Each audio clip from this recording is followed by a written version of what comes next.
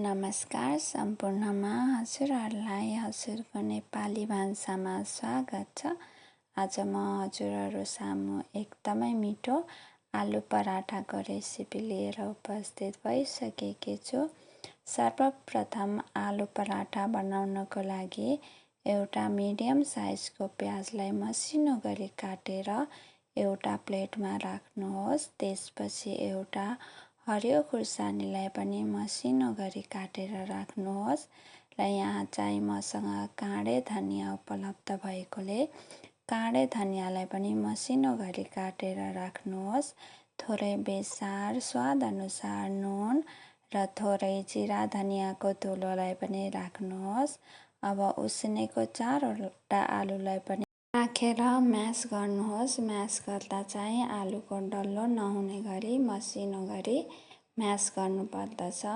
र अब हाम्रो आलु पराठाको लागि फिलिङ पनि तयार भयो। अब आटाको डल्लो बेल्दाखेरि नटासियोस् भनेर चौकामा पनि आटाको पिठोलाई छर्किनुहोस् र उक्त डल्लोमा पनि छर्किनुहोस्। अब बेल्न सुरु गर्नुहोस्।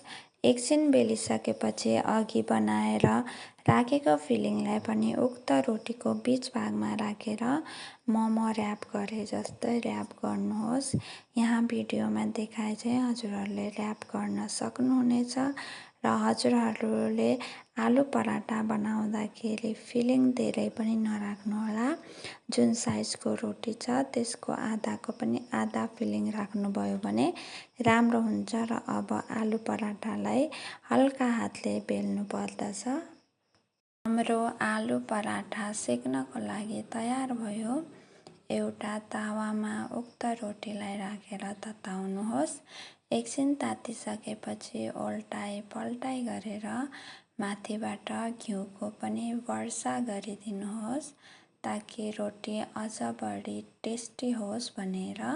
र रोटी तताउँदा मिडियम हिटमा मात्र तताउनुहोला, नत्र डढ्ने सम्भावना हुन्छ। हेर्नुहोस् त हाम्रो आलु पराठा बनेर पनि तयार भयो। एकदमै सजिलो तरिकाबाट हजुरहरूले पनि घरमै मिठो आलु पराठा बनाएर खान सक्नुहुनेछ। घरमै बनेको फ्रेस खाजा खानु हाम्रो शरीरको लागि पनि राम्रो हुन्छ। र हेर्नुहोस् त आलु पराठा मजाले पाकेको छ र भित्रको फिलिङ पनि धेरै छ। हजुरहरूले पनि यसरी नै आलु पराठा बनाएर आफ्नो फ्यामिलीसँग इन्जोय गर्नुहोला।